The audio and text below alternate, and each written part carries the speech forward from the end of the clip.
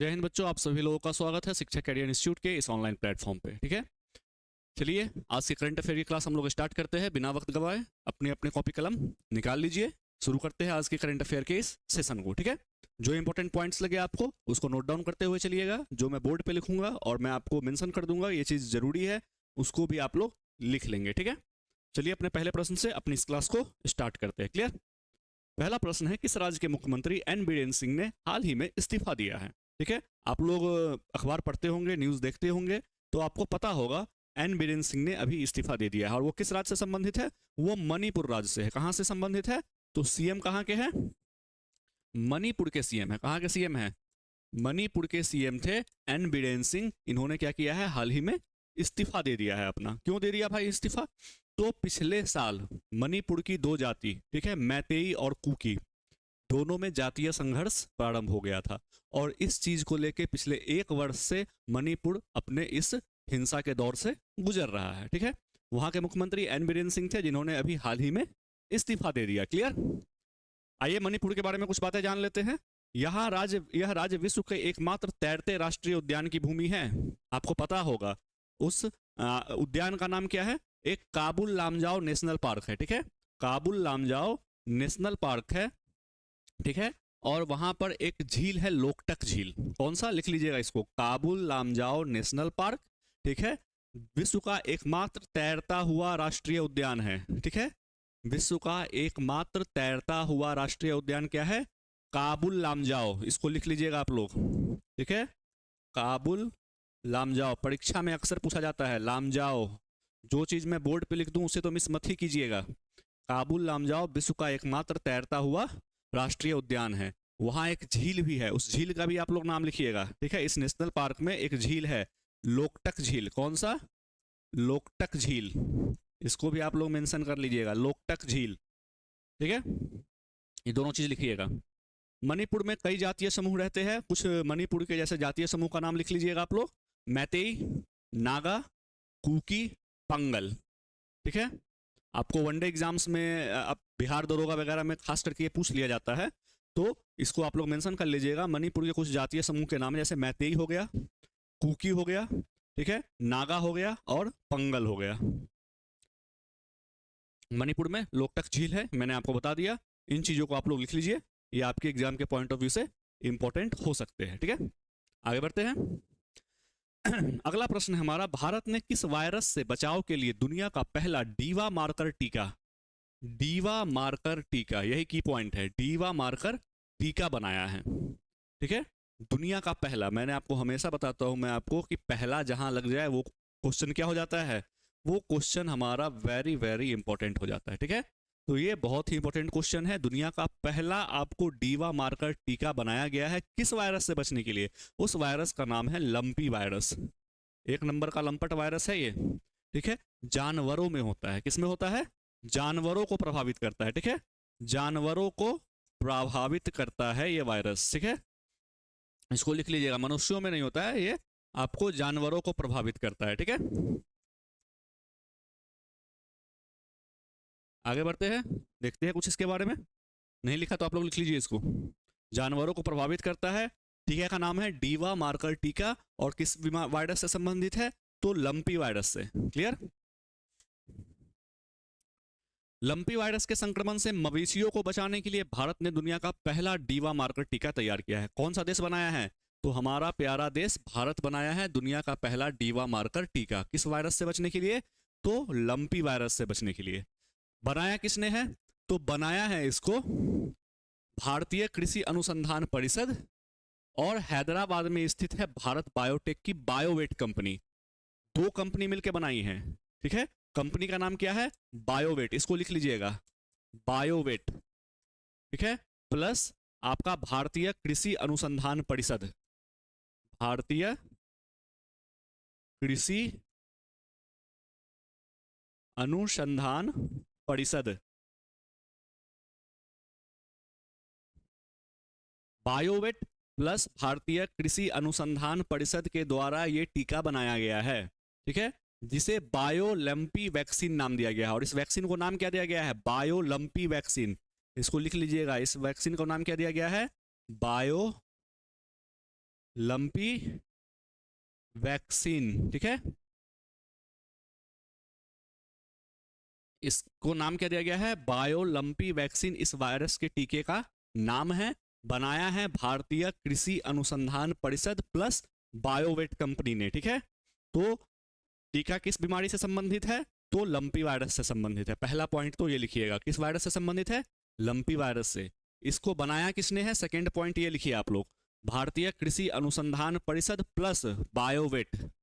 और तीसरा पॉइंट लिखिएगा, इस वैक्सीन का नाम क्या है, बायोलंपी वैक्सीन। कुछ भी पूछ सकता है आपसे, बनाया किसने ये भी पूछ सकता है, किस देश के द्वारा बनाया गया है ये भी पूछ सकता है, वैक्सीन का नाम क्या है ये भी पूछ सकता है, ठीक है। तो हमें सारी चीजें पता होनी चाहिए, ठीक है। यह मवेशियों में होने वाली संक्रामक बीमारी है जो पॉक्स विरिडे परिवार के वायरस के कारण होती है। क्लियर। कुछ वायरस देख लेते हैं, जैसे चेचक, इसको लिख लीजिएगा, वेरियोला वायरस से होता है। चेचक वेरियोला वायरस से होता है, इसको आप तो आप लिख लीजिए, या तो फिर आप यदि मोबाइल या यूट्यूब पर आप देख रहे हैं तो इसका स्क्रीनशॉट लेके रख लीजिएगा इसका, ठीक है। रेबीज लाइसा वायरस से होता है, ठीक है। रेबीज लाइसा वायरस से होता है। Hepatitis A virus, B virus, C virus.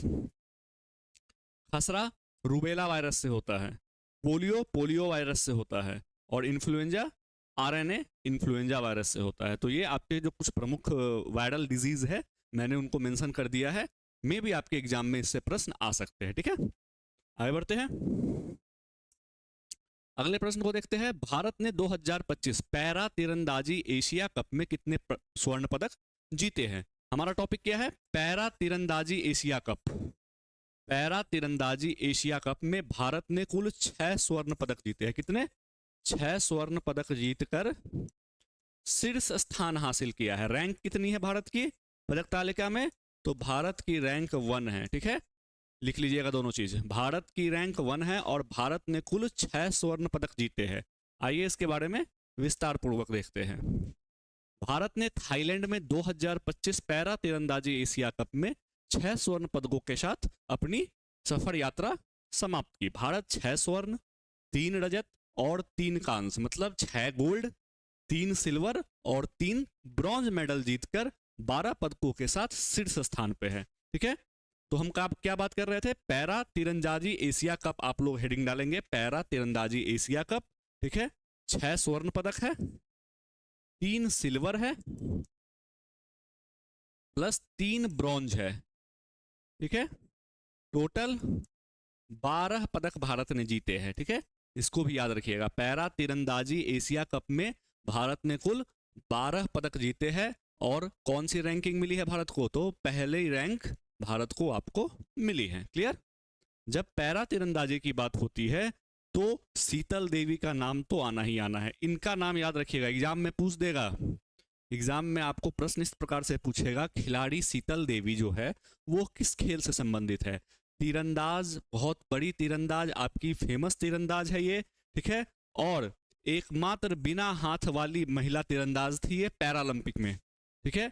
आपका जो पिछला पैरालंपिक हुआ था उसमें ये एकमात्र बिना हाथ वाली आपकी तीरंदाज थी, समझ लीजिए। ये बिना हाथ के, दोनों हाथ नहीं है, फिर भी हौसला देखिए इनका कितना मजबूत है। हमारे पास तो सब चीज है, हाथ पैर आंख कान सारी चीजें स्वस्थ अवस्था में है, सारी चीजें मौजूद होते हुए भी हम लोग क्या कहते हैं, हमसे नहीं हो पा रहा है, हम लोग डीमोटिवेट हो जाते हैं।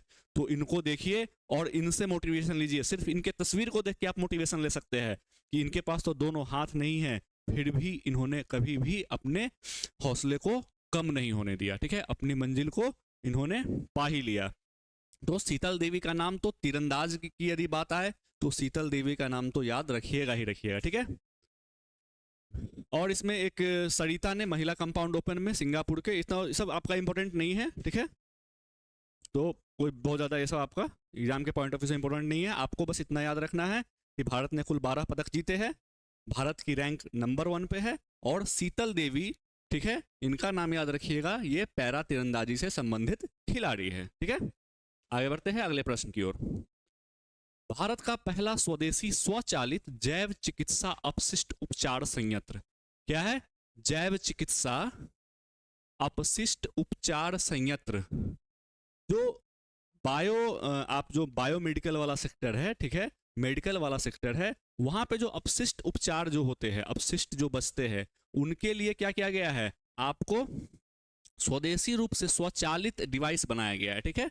इसको किस शहर ने शुरू किया है, जैव चिकित्सा अपशिष्ट उपचार संयंत्र को?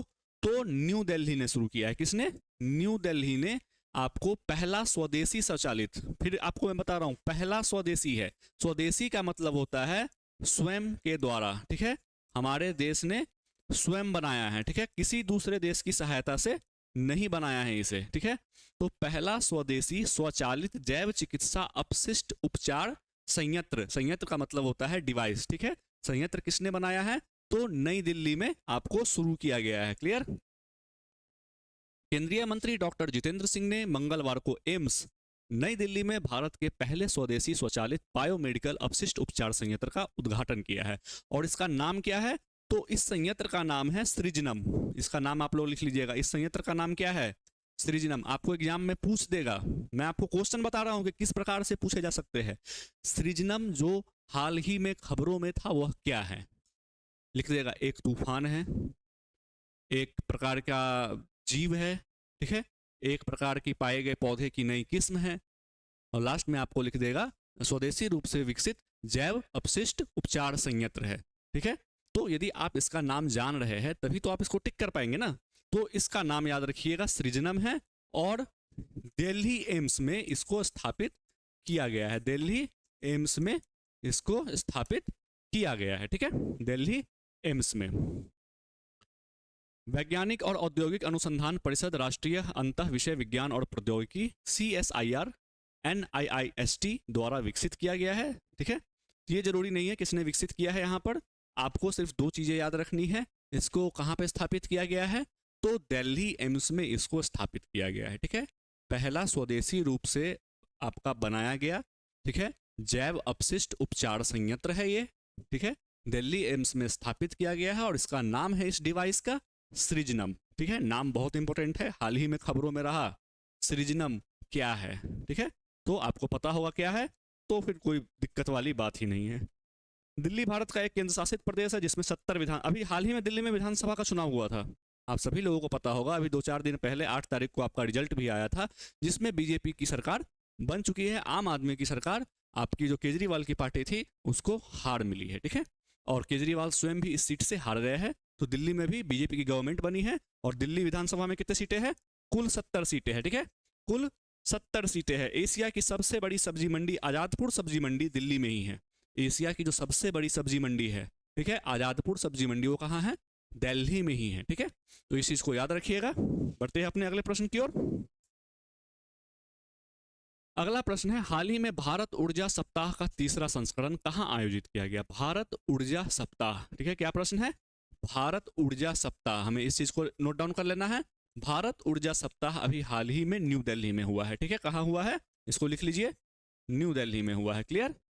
तो correct answer is option number B, New Delhi. कहाँ हुआ है? तो नई दिल्ली में भारत ऊर्जा सप्ताह के तीसरे संस्करण का आयोजन किया गया है, ठीक है। प्रधानमंत्री नरेंद्र मोदी ने 11 फरवरी 2025 को नई दिल्ली में आयोजित होने वाले तीसरे भारतीय ऊर्जा सप्ताह का उद्घाटन किया। नरेंद्र मोदी अभी यहाँ है नहीं, ठीक है, नरेंद्र मोदी अभी आपके कहाँ हैं? तो AI समिट पेरिस में भाग लेने गए हुए, ठीक है, AI समिट के लिए ये पेरिस गए हुए हैं, ठीक है। AI समिट जो अभी हाल ही में पेरिस में हुआ है, मैंने आपको प्रीवियस डेज की जो करंट अफेयर्स है उसमें इसकी बात पर चर्चा भी किया था। तो नरेंद्र मोदी ने वहीं से क्या किया है, आपके भारतीय ऊर्जा सप्ताह का तीसरा संस्करण जो है उसका क्या किया है? उद्घाटन किया है, ठीक है। भारत ऊर्जा सप्ताह भारत को दुनिया में एक महत्वपूर्ण ऊर्जा बाजार के रूप में प्रदर्शित करता है। क्लियर? तो ये तीसरा संस्करण था। जो पहला वाला था वो कहाँ हुआ था? बेंगलुरु में हुआ था, ठीक है। तो फर्स्ट कहाँ हुआ था? फर्स्ट आपका लिख लीजिएगा इसको, मे भी एग्जाम में पूछ दे, बेंगलुरु में हुआ था, ठीक है, बेंगलुरु में हुआ था। सेकंड कहाँ हुआ था? सेकंड आपका गोवा में हुआ था। और थर्ड कहाँ हो रहा है? तो थर्ड आपका दिल्ली में हो रहा है, ठीक है, थर्ड आपका दिल्ली में हो रहा है। फर्स्ट आपका बेंगलुरु में हुआ था, सेकंड आपका गोवा में हुआ था। क्लियर है? आगे बढ़े, अगले प्रश्न पे आते हैं। हाल ही में ऑन्कोसिडियासिस, ठीक है, ऑन्कोसिडियासिस, इस शब्द को लिख लीजिएगा आप लोग, पहले इसको नोट डाउन कीजिए। ऑन्कोसिडियोसिस, ठीक है, को खत्म करने वाला पहला अफ्रीकी देश। यह एक तरह का बीमारी है और किस चीज से संबंधित है? आंख से संबंधित है, आंख से संबंधित बीमारी है, ठीक है, इसको लिख लीजिए। आंख से संबंधित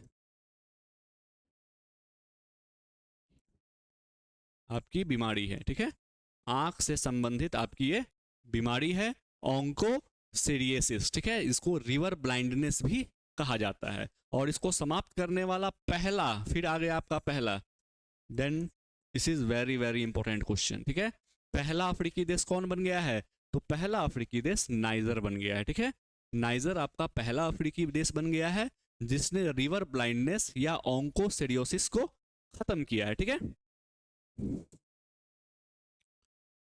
विश्व स्वास्थ्य संगठन ने नाइजर को अफ्रीकी क्षेत्र में ऑन्कोसिडियोसिस को खत्म करने वाला पहला देश घोषित कर दिया, ठीक है।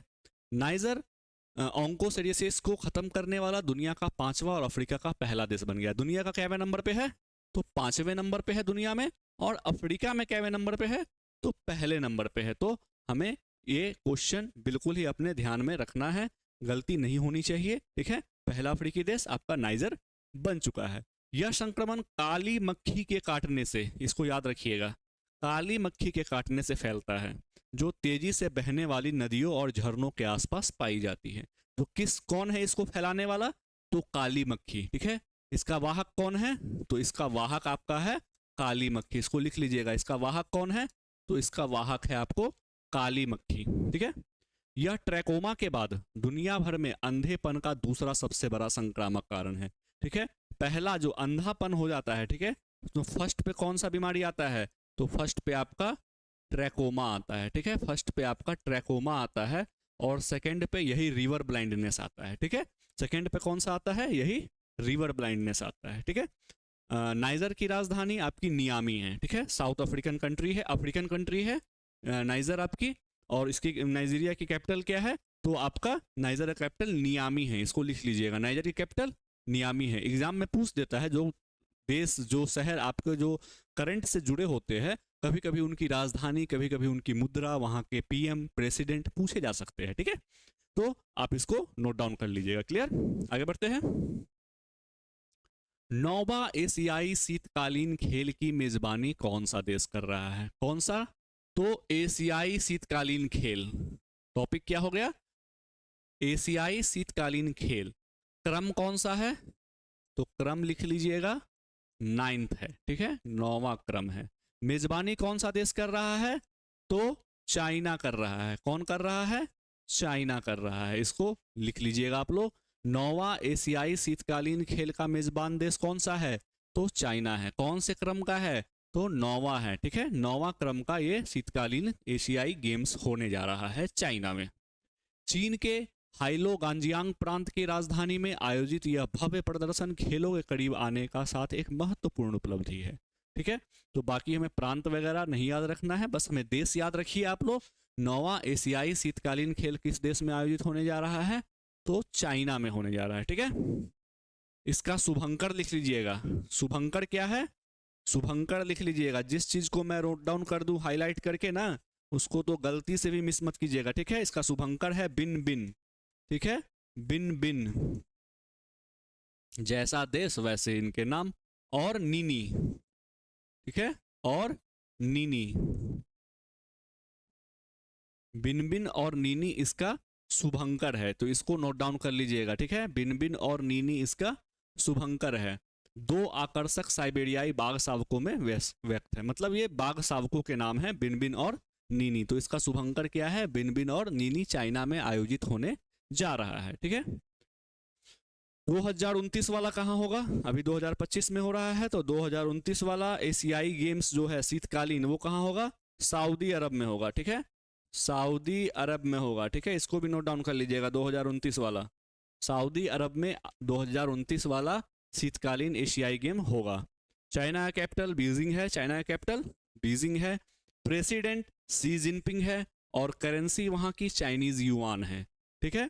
कैपिटल बीजिंग है, प्रेसिडेंट शी जिनपिंग है और वहां की करेंसी चाइनीज युआन है, ठीक है। क्लियर? आगे बढ़ते हैं अपने अंतिम प्रश्न की ओर। हाल ही में थाई पूसम महोत्सव, इसको हेडिंग बना लीजिएगा, हमारा की पॉइंट है थाई पूसम महोत्सव कहाँ मनाया गया। तो कहाँ मनाते हैं, तमिलनाडु, ठीक है, दक्षिण भारत में मनाया जाता है, मुख्य रूप से तमिलनाडु के क्षेत्र में, ठीक है। तो हमारा correct answer option number B Tamil Nadu हो जाएगा। क्लियर। थाईपूसम तमिलनाडु में पलानी शहर में बहुत उत्साह के साथ मनाया जाता है। हजारों भक्त पवित्र थाईपूसम महोत्सव के दौरान विशेष रूप से पलानी मंदिर में दर्शन करते हैं, ठीक है। तो थाईपूसम कहाँ मनाया जाता है, तो आपके तमिलनाडु में मनाया जाता है। तमिलनाडु के सीएम कौन है, तो एमके स्टालिन। सीएम कौन है, लिख लीजिएगा, सीएम है आपको तमिलनाडु के एमके स्टालिन। आपके गवर्नर कौन है, तो R N. Ravi. CM MK Stalin है, गवर्नर आर.एन. रवि है, और कैपिटल चेन्नई है, ठीक है। तमिलनाडु के बारे में और कुछ जानते हैं। इस राज्य में नीलगिरी और अन्नामलई पहाड़ियां हैं। नीलगिरी की पहाड़ी और अन्नामलई की पहाड़ी आपको कहाँ अवस्थित है, तमिलनाडु में अवस्थित है। नीलगिरी पहाड़ियों की सबसे ऊंची चोटी कौन सी है, तो डोड्डा बेटा। नीलगिरी की सबसे ऊंची चोटी डोड्डा बेटा, ठीक है। नीलगिरी की सबसे ऊंची चोटी डोड्डा बेटा है, ठीक है। तमिलनाडु के पूर्वी भाग में पलानी की पहाड़ी है। तो पलानी की पहाड़ी कहाँ है, तमिलनाडु में है, इसको भी नोट डाउन कीजिएगा। पलानी की पहाड़ी, जिस चीज को मैं हाईलाइट कर दूं उसको बिल्कुल भी मिस मत कीजिएगा। पलानी की पहाड़ी कहाँ है, तो तमिलनाडु में है। कोडाई कनाल बहुत फेमस हिल स्टेशन है, कोडाई कनाल, ठीक है, हिल स्टेशन है। ये आपके पलानी के पहाड़ी तमिलनाडु में है। कोडाई कनाल हिल स्टेशन कहाँ है, तो तमिलनाडु में है। किस पहाड़ पे है, तो पलानी के पहाड़ पे है। क्लियर। तो ये हमारी आज का सेशन जो था, हमारा आज का जो क्लास था, यहीं पे हम लोग समाप्त करते हैं, ठीक है। मिलते हैं कल एक नए क्लास के साथ, नए करंट अफेयर्स के साथ। तब तक के लिए अपनी पढ़ाई करते रहें। धन्यवाद।